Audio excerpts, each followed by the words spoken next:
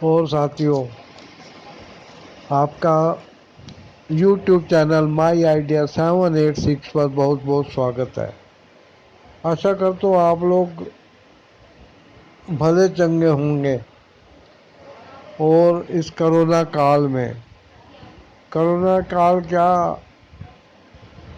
ہر سمے اپنے ہیلتھ کے بارے میں کانشیس رہتے ہوں گے، جاگروک ہوں گے، سترکتا سے ساتھ اپنے سواستھ کی آپ چنتا کرتے ہوں گے، اور آپ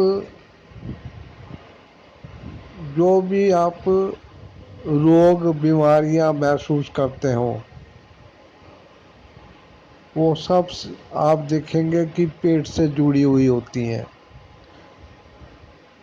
اور پیٹ ہی شروع سے آیوروید میں کہا گیا ہے کہ ہر بیماری کی جڑ ہوتا ہے۔ اس لیے آپ کسی ہاسپٹل یا ڈاکٹر کے پاس نہیں جاتے تب تک آپ بہت گھبرائے ہوئے رہتے ہیں، اور جب آپ ہاسپٹل یا ڈاکٹر کے پاس پہنچ جاتے ہیں تو آپ کی سانس میں سانس آتی ہے، لیکن ڈاکٹر پیشنٹ کو دیکھ کے کبھی پہچان نہیں پاتے کہ ان کو کیا تکلیف ہے۔ اس کے لیے وہ پھر قسم قسم کے ٹیسٹ کراتے ہیں، اور جو وہ ٹیسٹ ہوتے ہیں اس کی رپورٹ بھی کچھ سمے بعد ملتی ہے۔ تب تک کے لیے ڈاکٹر آپ کو کوئی گولیاں دے دیتا ہے، کوئی سرپ دے دیتا ہے۔ میری آپ سے یہی صلاح ہے کہ جب تک جان کا خطرہ نہ ہو سب سے پہلے اپنا مانسک سنتولن بگڑنے نہ دیں، اور اپنے آپ کو گھر پر ہی درست کرنے کا اپائے کریں۔ دیکھیے، ہمارا جو یہ شریر ہے اس کو پرماتما نے بہت یوجناؤں کے بعد بنایا ہے، بہت انہوں نے اس کے اوپر شودھ کیے۔ یہ سمجھ لیجئے ہمارے اندر دوش ہے: کف، وات اور پت۔ ہمارے اندر سیلف ہیلنگ پاور ہے، ہمارے اندر امیون سسٹم روگ پرتیرودھک شکتی ہے۔ یہ کیوں ہے؟ اس پہ کبھی آپ نے دھیان نہیں دیا، نہ اس کا اپیوگ کیا ہے۔ آپ اپنے شریر کو کبھی بھی سہیوگ نہیں دیتے ہیں، آپ نے اپنے شریر کو بھگوان بھروسے چھوڑا ہوا ہے، اور آپ من مانے طریقے سے شریر کے اندر کھانے پینے کا غلط سامان ٹھوستے رہتے ہیں، جس سے کہ شریر کے جو ایسے سسٹم ہیں ان کو بہت تکلیف ہوتی ہے۔ شریر کے اندر کھائے پیے سامان کو کس انگ تک پہنچانا ہے، کون سی چیز جو ہم نے کھا لی ہے وہ ہمیں سوٹ کرے گی۔ اب کچھ کھانا ایسا ہوتا ہے جس کے کھانے کے بعد ایک دم الٹی ہوتی ہے، تو یہ الٹی جو ہے یہ لیور نے دیکھا کہ یہ چیز شریر کے لیے ٹھیک نہیں ہے، تو اس نے الٹی کے دوارا باہر نکال دیا۔ لیکن آپ دیکھیے سارا چیز جو ہے وہ پیٹ میں جو کھانے پینے کی جاتی ہیں وہ لیور میں ہضم ہوتی ہیں۔ اس کے لیے آپ شرابیوں کو سامنے رکھیے جن کے کہ عموماً لیور کا خراب ہو جانا طے ہوتا ہے، اور وہ لیور کے بیماریوں سے گرست ہو جاتے ہیں۔ کیوں ہوتے ہیں؟ کیونکہ لیور کے اوپر یہ شراب جا کے غلط اثر ڈالتی ہے اور لیور کو برباد کر چھوڑتی ہے۔ اب دیکھیے، وہ دھیان سے سنیے گا جو میں اب بتانے والا ہوں۔ دیکھیے، یہ انتظار مت کریے گا کہ آپ کو کوئی روگ ہو اور آپ تب اپنے آپ کو سدھاریں، لیکن اس سے پہلے میں یہ بتانا چاہتا ہوں کہ سپوز کریے کسی کو پھوڑے پھنسی اور کھاج کھجلی ہو گئی، اور وہ ایلوپیتھ ڈاکٹر کے پاس نہ جا کے ہومیوپیتھ ڈاکٹر کے پاس چلے جاتا ہے۔ وہ اس پیشنٹ کو کہتا ہے کہ دیکھیے جو میں یہ دوائی دوں گا اس سے آپ کو بہت سارے پھوڑے پھنسیاں نکلیں گے، یا جو یہ کھاج ہو رہی ہے اس کا پھیلنا آپ کو سہنا پڑے گا۔ پیشنٹ گھبرا جاتا ہے، کہتا ہے ڈاکٹر صاحب نہیں میں تو جاؤں گا ہومیوپیتھی پہ چھوڑ کر ایلوپیتھ کے پاس۔ یدی آپ کے گھر کے اندر کمرے میں کہیں بھی کوئی بلی یا کتا پوٹی کر دیتا ہے تو آپ اس پہ مٹی ڈال کے ریت ڈال کے اس کو ڈھک دیتے ہیں، تو آپ کو کیا اچھا لگے گا؟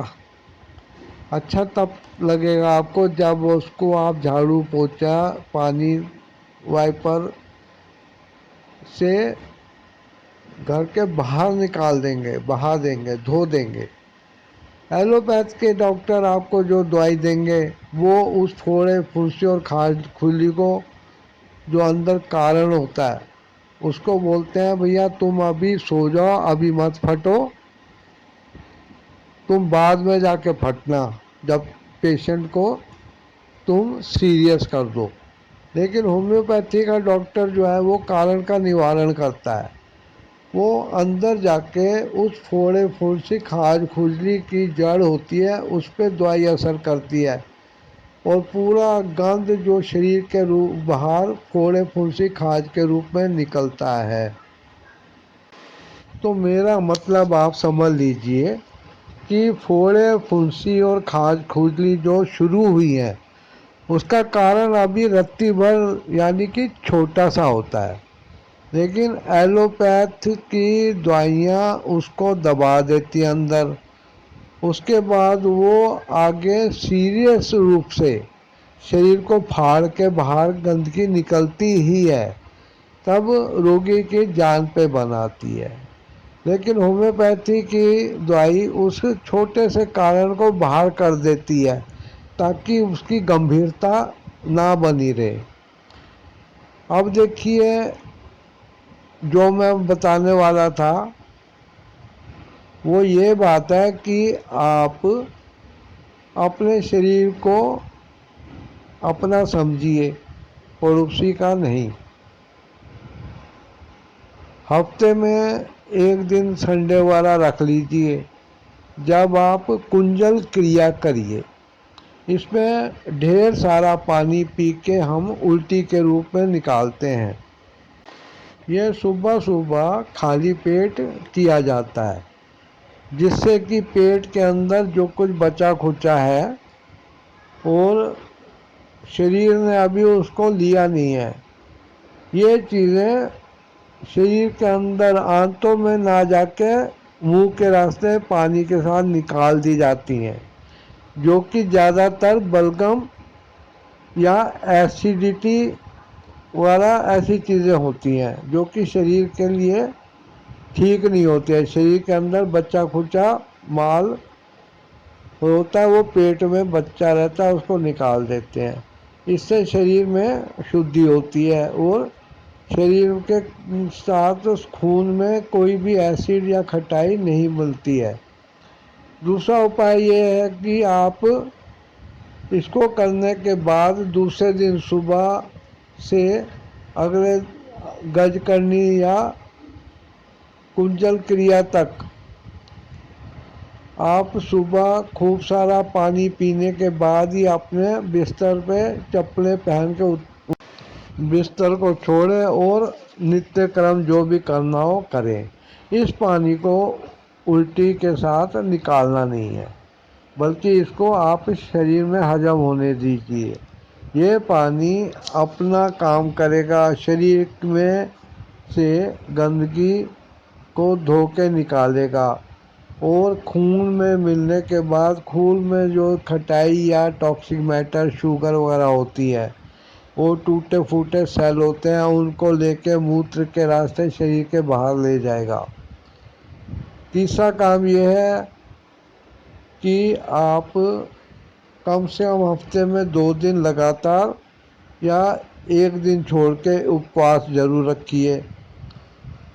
یدی آپ پوری طرح بنا کھائے پیے نہیں رہ پاتے تو آپ تازی ہری سبزیاں جو سلاد کے روپ میں کھائی جاتی ہیں یا پھلوں والا کھا سکتے ہیں کچھ انترال کے بعد، اور پانی خوب پیا جائے گا، تب بھی آپ کو فائدہ ہوگا۔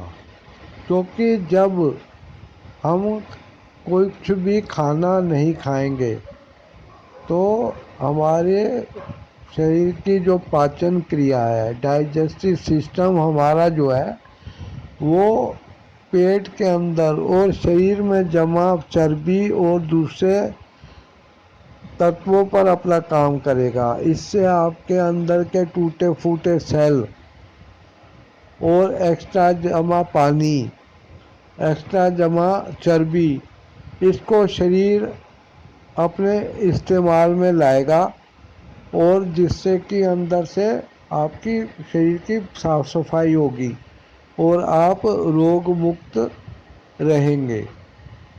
ایسے ہی اور بھی بہت سے اپائے ہوتے ہیں جن کے بارے میں اگر آپ جاننا چاہتے ہیں تو کمنٹ دوارا بتا سکتے ہیں۔